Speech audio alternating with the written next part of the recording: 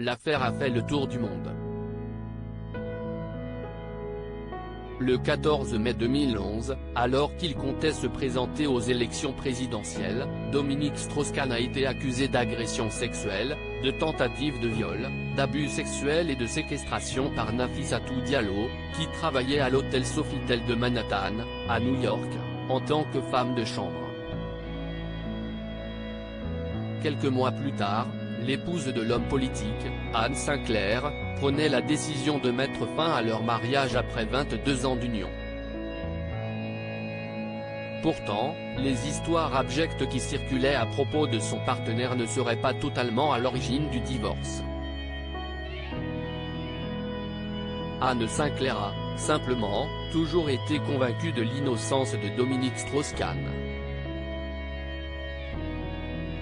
Interrogée dans une série de podcasts signés France Culture, la journaliste a évoqué plusieurs étapes importantes de son existence, dont celle de cette séparation très médiatisée. « Je découvre une histoire parfaitement sordide qui est à la une des journaux, et il s'étonne puisqu'il venait de m'en faire la confidence au moment où ça sortait », raconte-t-elle.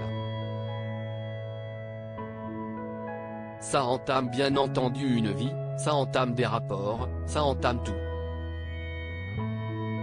Il y a un moment où j'ai dit stop.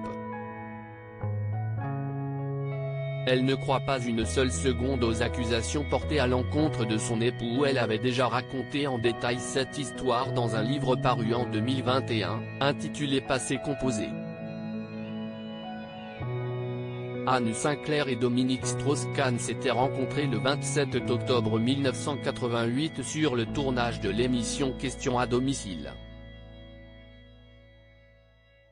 Quand l'affaire de l'hôtel Sofitel a éclaté, la franco-américaine n'avait pas hésité à prendre la défense de son partenaire à l'aide d'un communiqué officiel.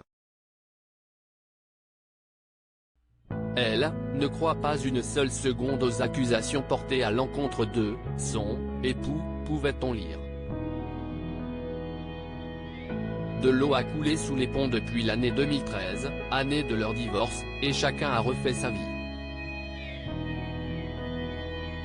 Dominique Strauss-Kahn s'est marié, en octobre 2017, avec Myriam Laoufir après 5 ans de vie commune. Quant à Anne Sinclair, elle est désormais en couple avec l'historien Pierre Nora.